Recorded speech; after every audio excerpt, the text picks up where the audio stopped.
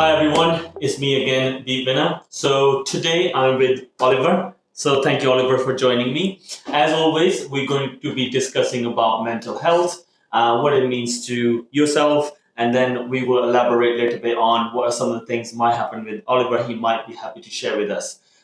Without further ado, I would like to get straight into it. So Oliver, again, thank you. As always, you must have seen my old videos. First question would be, what does mental health means to you? Yeah, sure. Well, thank you first of all for the invitation. It's good to be here with you and great to be talking about this subject. Mental health, mental resilience to me, I guess, just means being mentally prepared for anything and feeling like you're ready for anything that the world throws at you.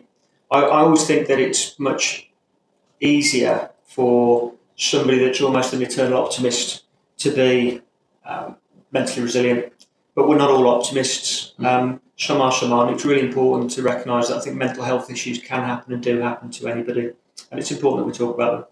Correct. So tell me about a time where you had to prioritise your mental health and you felt that you needed help. Yeah. It's really difficult actually to pick one moment because I think there's probably been so many. I think when you recognise something's happening, whether it's a major incident or a minor incident, it's really, really important to talk about that to somebody and to also find the positives. Mm-hmm. I think to be able to find a positive in any situation and work out how you can use that to take you forwards is really important. Mm-hmm. Mm-hmm. So I guess what you're saying is that it's kind of breaking it down and thinking about what you actually need to do and putting into little boxes in a sense that and tackle it one by one rather than everything in one go. Yeah, exactly. And I think for me, I always try to tell myself that I'm really lucky, and I think this is something that we can all do. I don't just tell myself I'm lucky. I really believe that I am genuinely lucky. I think most of us that live in Hong Kong really are. Mm-hmm. I was going to say I'm fit and healthy. I'm reasonably fit and healthy. But same as everybody else, I've got a life that's full of first world problems. But they are first world problems. So in the grand scheme of things, whatever I'm dealing with, it's okay. And again, it's finding out actually why is it a good thing that's happened. Okay. Mm-hmm. Okay. So what are some of the things that you do to make sure you stay on top of your mental health? Well, I guess that's it. It's probably better for me to give you an example, I guess. I do genuinely feel really lucky and it's working out. But that's what I do to stay on top of my mental health, and that I encourage others to think the same, is that I'm lucky, this has happened for a reason, and what is that reason?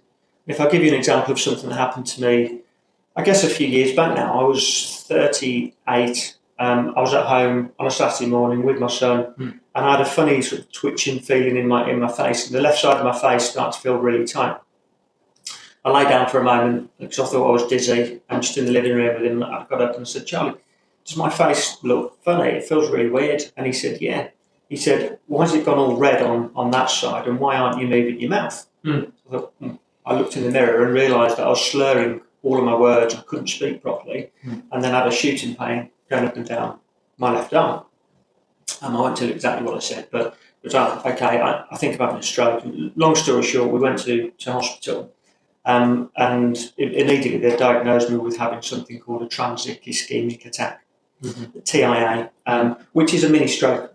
Okay, and the challenge with this is unless they find the cause, you're more susceptible to having a major stroke at some point in the future. So, from a mental perspective, you're already going, wow, okay, you're looking in the mirror, you can't move your face, you think, is this me for the rest of my life? What's happening? Now, really luckily, it wasn't a mini stroke, and generally these symptoms wear off within 24 hours. And actually for me, it only took about 4 hours, and I got the movement in my face back, and they'd worked out what it was. They had me under observation, and we moved forward. Now, it took a month before they actually found out what triggered it, and it turns out it was a hole that was in my heart that I probably had since birth. There was a hole in the heart, it was creating blood clots, go bouncing around, went up to the brain, and that triggered the stroke. Okay, now, am I more susceptible to having something go wrong in the future? Maybe, but the good news is they did the heart surgery, they fixed the hole, and I'm in a good place. So for me, I'll go back to my point about being lucky, and I look at that and say it was actually really lucky that I had that TIA. because they've managed to find this hole that was perhaps never there. They've probably stopped something more major happening. It's probably put years onto my life. And it's just looking at it in that positive way, because it was ultimately a really good thing. So, I mean, just a question. You've gone through such a traumatic time, including your son being with you at the time. And obviously you mentioned that for a month they were constantly, doing checks on you. I'm sure that time must have been difficult. So like, what's wrong with me, and why can't they figure something out? For me, is what's changed since then? Then how have you coping? Because this must have had a significant change in your life, or though you must be thinking differently. Is there anything you're doing differently? Yeah, look, it's the what if scenarios, isn't it? Because it suddenly makes it all real. And it's interesting. This video isn't meant to be a plug for work, but I've worked in financial planning for the last 20 years. But then something like that happens, and you suddenly think, right, okay, what would happen if something happens? If I die tomorrow, what impact is that going to have on the people around me, the people that I love? Who's going to look after my children? How's that going to work? And you start making all of these preparations, and it got to the point where, I mean, all the beneficiaries were named on life cover anyway, but that was a will made. I had conversations with all the important people saying, look, if something happens to me, this is going to happen, that's going to happen, this is going to happen. And it got to the point where I sort of felt, right, if something actually happens to me today, I've done as much as I can, the kids are going to be fine, and everything's going to be okay. And I guess it's just that piece about feeling like you're prepared for everything and taking a step back every now and again, saying, have I got all the bases covered? And making sure that you speak to other people. And that's the most important thing for me, for people to take away, I guess. Whenever you've got a problem, talk to somebody about it. So in that month in the middle where I was worried about what could happen and what would happen, talking to other people made such a difference, because a problem shared is a problem halved. And it's just whoever you're comfortable with talking to.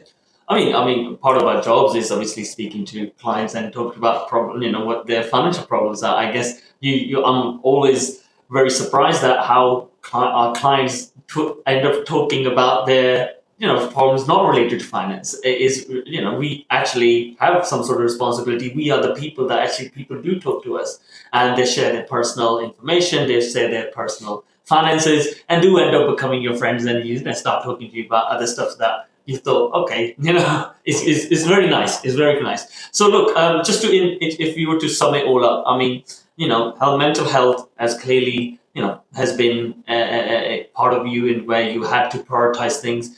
If you were to give advice to others, which you kind of already given, but just how would you sum it up if there were people out there who were in a similar situation?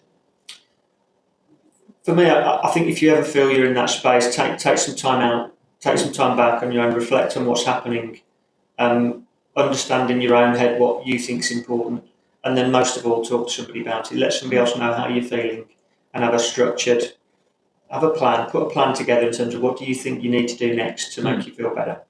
And that was ultimately what happened with me in my situation that I shared with you, was almost sitting back and saying, okay, what's the worst that could happen? Okay, what do I need to do to make that outcome the best it possibly could be? And it's having a plan. Understood. Look, Oliver, thank you very much for joining me. And as you know, guys, on the 10th of October, it was an International Mental Health Day. So we will be sharing more material with you. Until then, we'll see you on the next video. Take care. Goodbye.